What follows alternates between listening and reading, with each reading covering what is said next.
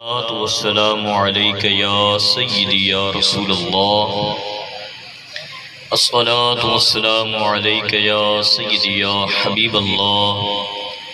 الصلاة والسلام عليك يا سيدي يا نبي الله وعلى آلك وأصحابك يا سيدي يا محمد رسول الله صلى الله تعالى عليه وآله وسلم.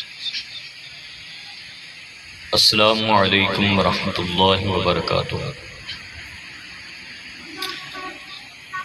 حضرات محترم، ہماری خوش بختی کہ ایک بار پھر ہمیں خانقاہ عالیہ دولت شریف پہ مرشد کریم کی حاضری میں ہمیں یہ سعادت حاصل ہوئی. ایک بار پھر ہمیں جمعۃ المبارک کی نشست کے لیے اللہ پاک نے اس عظیم خانقاہ پہ اکٹھے ہونے کا شرف بخشا. اللہ پاک مرشد کریم کا سایہ تعدیر فرمائے اور ان کو صحت و تندرستی سے نوازے. حضرات محترم، مختصر وقت میں چند باتیں گوش گزار کرنے کا کروں گا. ایک آیہ مبارکہ قرآن پاک میں سے تلاوت کر کی، پہلے اس کا ترجمہ سماعت کیجیے. الشیطان یعدکم الفقر وَيَأْمُرُكُمْ بِالْفَحْشَاءِ. انسان کا کھلا دشمن کون ہے بھائی؟ شیطان. کون کھلا دشمن ہے؟ شیطان، جو انسان کو برائی کی طرف لے کر جاتا ہے، برائی کی دعوت دیتا ہے، اچھائی سے روکتا ہے، گناہوں میں مبتلا کرتا ہے. اس کا نام کیا ہے؟ شیطان. اللہ کریم نے قرآن مجید میں کھلم کھلا بڑی وضاحت کے ساتھ یہ ذکر فرمایا، الشیطان یعدکم الفقر ویأمرکم بالفحشاء. یہ جو شیطان ہے یہ تمہیں ڈراتا ہے فقر سے، مفلسی سے. یہ شیطان جو ہے یہ تمہیں ڈراتا ہے. وَيَأْمُرُكُمْ بِالْفَحْشَاءِ، اور تمہیں برائی کا بھی حکم دیتا ہے.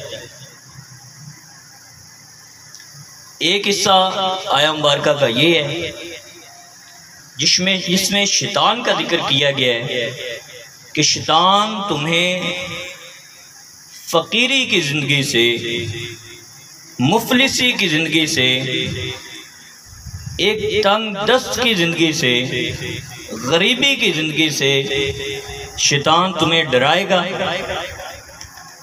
وَيَأْمُرُكُمْ بِالْفَحْشَاءِ، اور ساتھ برائی کا بھی تمہیں حکم دے گا.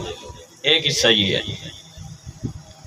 اور اس آیہ مبارکہ کا دوسرا حصہ جو ہے وہ اللہ کے فضل کا ہے، وہ اللہ کی رحمت کا ہے، وہ اللہ کی وسعت کا ہے، وہ اللہ کے تمہارے ہر عمل کو جاننے کا ہے. اگر شیطان تمہیں برائی کی دعوت دے رہا ہے، اگر شیطان تمہیں مفلسی کا ڈر دے رہا ہے، غریبی کا ڈر دے رہا ہے، اگر شیطان تمہارے ذہن میں یہ بات نشین کر رہا ہے کہ اگر تو زکوٰۃ دے گا اپنے مال میں سے تو تیرا رزق کم ہو جائے گا، اگر تو اللہ کی راہ میں اگر کوئی مال خرچ کرے گا، پیسہ خرچ کرے گا تو فقیر ہو جائے گا، اور ساتھ ساتھ برائی کا بھی حکم دے رہا ہے، تو وہیں اللہ کا فضل بھی آپ کو تلاش کرتا ہے، اللہ کی رحمت بھی آپ کو تلاش کر رہی ہے۔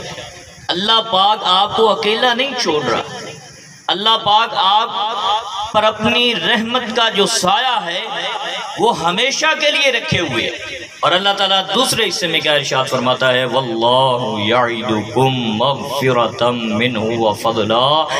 اگر شیطان تمہیں فقیری کا ڈر دے رہا ہے، اگر شیطان تمہیں برائی کا حکم دے رہا ہے، تو ساتھ اس بات کو لازمی ذہن نشین کیجئے کہ ساتھ ہی اللہ فرما رہا ہے، وعدہ کر رہا ہے تمہارے ساتھ کہ میرا فضل اور میری مغفرت جو ہے وہ بھی تمہیں تلاش کر رہی ہے۔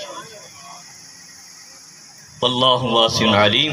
اور اللہ تو بڑی وسعت والا ہے اور بڑا جاننے والا ہے، اور اللہ سے زیادہ وسعت والا کون ہو سکتا ہے، اور اللہ سے زیادہ جاننے والا کون ہو سکتا ہے۔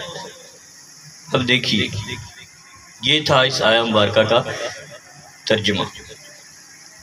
اب تھوڑا غور کیجئے، حالات حاضرہ کے مطابق، اس دور کے مطابق، کیا یہ بات سچ ہے کہ الشیطان یعدکم الفقر ویأمرکم بالفحشاء، کہ اللہ کی راہ میں آج ہم کتنا خرچ کر رہے ہیں اور برائی کی طرف ہم کتنا خرچ کر رہے ہیں؟ اللہ کی راہ میں ہم 10 روپے دینے سے ڈرتے ہیں، اور میلوں میں، تھیٹروں میں، سینما گھروں میں، ہوٹلوں پہ ہم کتنے پیسے خرچ کر دیتے ہیں اور ہمیں محسوس ہی نہیں ہو رہا۔ کتنی فضولیات میں ہم اپنا پیسہ خرچ کر رہے ہیں۔ شادی کا جو ایک فنکشن ہوتا ہے، بڑا کمال کا فنکشن ہوتا ہے، اور اسلام نے کتنا اسے احسن طریقے سے بتایا ہے، کوئی خرچ نہیں ہے، بڑا خوبصورت طریقے سے بندہ مینج کر سکتا ہے۔ لیکن ہم نے شادی کے تہواروں کو اپنے لیے کتنا مشکل کیا ہوا ہے۔ اسی طرح کوئی بندہ مر جاتا ہے، فوت ہو جاتا ہے، تو ہم نے وہ ختم شریف جو ہم دلا رہے ہیں اس کو ہم نے کتنا مشکل کر لیا ہے۔ حالانکہ ختم شریف دلوانا چاہیے، شادی بیاہ سنت ہے، شادی کرنی چاہیے، لیکن بھائی یہ شادی بیاہ جو ہے یا ختم شریف جو ہیں، یہ جو اسلامی معاملات ہیں سارے، یہ اس طرح کریں جس طرح آپ کو اسلام نے بتائے ہیں۔ اور اگر آپ اسلام کے بتائے ہوئے طریقوں کے مطابق یہ سارے معاملات کریں گے تو اتنا خرچ ہے ہی نہیں، اتنی فضولیات ہیں ہی نہیں اس میں۔ تو الشیطان یعدکم الفقر، بس نیکی کی راہ پہ اگر آپ چلیں گے تو شیطان آپ کو فقر کا ڈر ضرور آپ کے دل میں ڈالے گا۔ یار تو نے 5000 مسجد کو دے دیا، تو نے 10,000 مدرسے کو دے دیا، تو نے 1 لاکھ میں سے اگر تو اتنا خرچ کر دے گا تو باقی بچے گا کیا؟ ساتھ ہی اللہ تعالیٰ کا فضل بھی ہے۔ حضرات محترم، فضل کیسے؟ مثل الذین ينفقون اموالهم فی سبیل اللہ کمثل حبۃ انبتت 7 سنابل فی کل سنبلۃ 100 حبۃ واللہ یضاعف لمن یشاء واللہ واسع علیم۔ یہ بھی تیسرے سپارے کی آیت مبارکہ ہے۔ اللہ کا فضل کیسے ہوتا ہے اور اللہ کی وسعت کیسے ہے؟ تو سنیے، جب کوئی ذمہ دار کسی زمین میں بیج بوتا ہے، بیج ڈالتا ہے، تو کتنے بیج ڈال رہے ہیں؟ 1 بیج ڈال رہے ہیں۔ مثل الذین ينفقون اموالهم فی سبیل اللہ کمثل حبۃ، اب اس نے 1 بیج بویا ہے، 1 بیج میں سے اللہ تعالیٰ ارشاد فرما رہے ہیں کہ میری راہ میں خرچ کرنے کی مثال ایسے ہے جیسے ذمہ دار اپنی زمین میں 1 بیج بوتا ہے۔ کتنے بیج؟ 1 بیج بوتا ہے۔ کمثل حبۃ انبتت 7 سنابل، اور اس 1 بیج میں سے 7 خوشے نکلتے ہیں۔ کتنے خوشے نکل رہے ہیں بھائی؟ 7 خوشے نکل رہے ہیں۔ اور کمثل حبۃ انبتت سبع سنابل، اور ان 7 خوشوں میں 7 سٹوں پہ اللہ تعالیٰ 700 دانے لگا دیتا ہے۔ کیسی کمال کی مثال دی اللہ پاک، اللہ کی راہ میں خرچ کر۔ اب شیطان کیا کہہ رہا ہے آپ کو؟ بھئی تو فقیر ہو جائے گا، بھئی تو کنگال ہو جائے گا، بھئی تو غریب ہو جائے گا، وہ تیرا مال کم ہو رہا ہے، تیرے بیوی بچے کہاں جائیں گے، بچے بھوکے مر جائیں گے۔ اب شیطان یہ سوچ دے رہا ہے، لیکن اللہ کیا مثال کمال کی دے رہا ہے۔ مثل الذین ينفقون اموالهم فی سبیل اللہ کمثل حبۃ، ایک دانے کی مثال اللہ پاک دے رہا ہے، جو تو زمین میں بوتا ہے، جو زمین میں ڈالتا ہے، اور اس پہ 7 خوشے اللہ پاک لگا دیتا ہے، 7 سٹے لگا دیتا ہے، اور ہر سٹے پہ اللہ فرما رہا ہے 100 دانہ میں لگاتا ہوں، اور 7 سٹوں پہ کتنے دانے بن گئے بھئی؟ 700 دانے اللہ پاک لگا دیتا ہے۔ کمثل حبۃ انبتت سبع سنابل فی کل سنبلۃ مئۃ حبۃ۔ اب یہاں پہ بات ختم نہیں ہوئی، اللہ پاک آگے فرما رہا ہے واللہ یضاعف لمن یشاء، اور میں چاہوں تو 700 دانوں سے بھی زیادہ دانے لگا سکتا ہوں۔ تو حضرات محترم، ہمیں کس طرف جانا چاہیے؟ شیطان کی بات کو ماننا چاہیے یا اللہ کے فرمان کو ماننا چاہیے؟ اللہ کے فرمان کو ماننا چاہیے۔ اب دیکھیے، اب ایک تھوڑی سی بات صحبت کی، وہ بھی یہاں پہ ضرور کرنا چاہوں گا، کیونکہ ٹائم شارٹ ہونے کی وجہ سے مختصر کر رہا ہوں۔ ویسے بھی میں کوئی اتنا عالم تو ہوں نہیں، یہ مرشد کریم کی نظر ہے کہ آپ کے سامنے بول رہا ہوں۔ نسبت کتنی ضروری ہے، نسبت کے بغیر کچھ بھی نہیں ہے۔ صحبت آپ کی اچھی ہونی چاہیے، جس بندے کی جتنی پیاری صحبت ہوگی وہ اتنا پیارا بندہ بن جائے گا۔ یہاں پہ ایک مثال دوں، بکریاں چرانے والا بندہ آپ اس کو دیکھیں گے وہ بڑا عاجز ہوگا، کیونکہ یہ انبیاء کرام علیہ السلام کا طریقہ رہا ہے۔ حضور نے فرمایا کہ کوئی ایسا نبی رسول دنیا میں نہیں آیا جس نے بکریاں نہ چرائیں، اور اس نسبت کی وجہ سے آپ بکریاں چرانے والا شخص دیکھیں گے وہ بڑا عاجزی والا ہوتا ہے۔ اچھا، اسی طرف دوسری طرف آپ دیکھیں، اونٹ چرانے والا شخص جو ہوتا ہے وہ بڑا سخت دل ہوتا ہے۔ یہ صحبت کی بات کر رہا ہوں۔ ایک بندہ بکریوں کے ساتھ رہ رہا ہے، اس میں عاجزی آ رہی ہے، اور ایک بندہ اونٹوں کے ساتھ رہ رہا ہے، اس میں سخت بن آ رہا ہے، کیونکہ سارا دن اس کی صحبت جو ہے وہ اونٹوں کے ساتھ۔ اچھا، آپ 4 5 دن 7 دن شراب پینے والوں میں بیٹھ جائیں، اللہ تعالیٰ معاف کرے، اللہ معاف کرے، اب اس کا صحبت، آپ اس صحبت کا جو اثر ہے وہ آپ پہ پڑنا شروع ہو جائے۔ اکثر ایسے دیکھا ہے، آپ اللہ والوں کے پاس بیٹھنا شروع کر دیں، اس صحبت کے بھی چسکے لیا کریں۔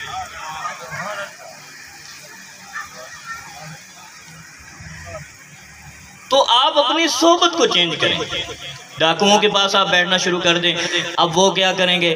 میں نے فلاں جگہ پہ ڈاکہ مارا، میں نے یہ کر دیا، میں اتنا بڑا بدماش ہوں، میں یہ۔ اب آپ کے ذہن میں وہی بات چلتی رہے گی، یار واقعی یہ بندہ بڑا بدماش ہے، کیوں نہ میں دن اور بڑا بدماش بڑا۔ صحبت کا بڑا اثر ہے، آپ اپنی صحبت کو چینج کریں، اپنے بچوں کی صحبت کو چینج کریں، اور اللہ والوں کی صحبت سے زیادہ کوئی صحبت اچھی ہے ہی نہیں۔ یہاں پہ اس کا فائدہ کیا ہوگا؟ اس کا فائدہ دنیا میں تو ہوتا ہی ہے، بندہ کوئی بری بات نہیں کرتا، بندہ کوئی غلط بات کرنے سے پہلے سوچتا ہے بھئی میں مرشد کریم کے قدموں میں بیٹھا ہوں، یار یہ بات تو مجھے نہیں کرنی چاہیے۔ ہر وقت یہ ذہن میں ہوگا کہ اچھی بات کروں، یار میں اپنے مرشد کے پاس بیٹھا ہوں، میں اپنے استاد کے پاس بیٹھا ہوں، میں قاری صاحب کے پاس بیٹھا ہوں، میں کسی عالم کے پاس بیٹھا ہوں، کسی مولانا کے پاس بیٹھا ہوں۔ آپ کی صحبت اچھی ہوگی تو آپ باتیں بھی اچھی کرنا شروع کر دیں گے، اس صحبت کا جو رنگ ہے وہ آپ پہ چڑھنا شروع ہو جائے گا۔ اس کا دنیا میں تو فائدہ ہوتا ہی ہوتا ہے، قبر میں بھی فائدہ ہوتا ہے، آخرت میں بھی فائدہ ہوگا، ہم انشاءاللہ ان کے جھنڈے تلے ہوں گے۔ علامہ فخر الدین رازی، یہ آخری بات سنا کے اس کے بعد اجازت چاہوں گا۔ علامہ فخر الدین رازی یہ ایک بہت پائے کے عالم گزرے ہیں، جنہوں نے مفسر ہیں تفسیر کبیر کے۔ آپ کا جب آخری وقت آیا، آخری ٹائم آیا، وقت نزا آیا، اللہ پاک سب کا وقت نزا آسان فرمائے، تو شیطان بھی آ گیا، شیطان نے بھی حملہ شروع کر دیا۔ اب شیطان نے یہ سوال کیا، اے رازی تو یہ دلیل دے کہ تیرا رب ہے۔ اب آخری وقت ہے، وقت نزا ہے، بڑا مشکل ترین لمحہ ہے، اور شیطان کیسا حملہ کر رہا ہے، رازی اس بات کی تیرے پاس کیا دلیل ہے کہ تیرا رب ہے؟ فخر الدین رازی نے دلیلیں دینی شروع کر دی، 360 دلیلیں دی۔ کتنی؟ 360 دلیلیں دی، لیکن شیطان کو ہرا نہ سکا۔ شیطان اس کو بھی رد کر دے، ہر ایک دلیل کو رد کر دے۔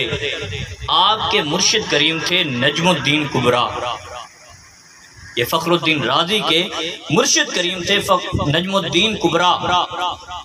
وہ وضو فرما رہے تھے اور سارا سین جو ہے وہ اپنی آنکھوں سے دیکھ رہے تھے، اور ساتھ ساتھ مسکرا بھی رہے تھے۔ وضو کیا، چلو میں پانی لیا اور پانی کو ایسے پھینکا، بڑا فاصلہ ہے، کافی مسافت پہ ہیں، اور چلو میں پانی لے کر پانی کو مارا فخر الدین رازی کے منہ پہ، اور فرمانے لگے اے فخر الدین رازی کیوں پریشان ہو رہا ہے؟ اس کو یہ دلیل دے کہ میں بغیر دلیل کے اپنے رب کو مانتا ہوں۔ تم اس سے میرے رب کے بارے میں دلیلیں مانگتا ہے؟ میں بغیر دلیل کے اپنے رب کو مانتا ہوں۔ تو بھائی اللہ والوں کی جو صحبت ہے، اللہ والے جو ہیں وہ وقت نزا کے ٹائم بھی کام آتے ہیں۔ تو اللہ پاک ہمارا جینا اور مرنا آسان فرمائے اور ہم عمل کی توفیق۔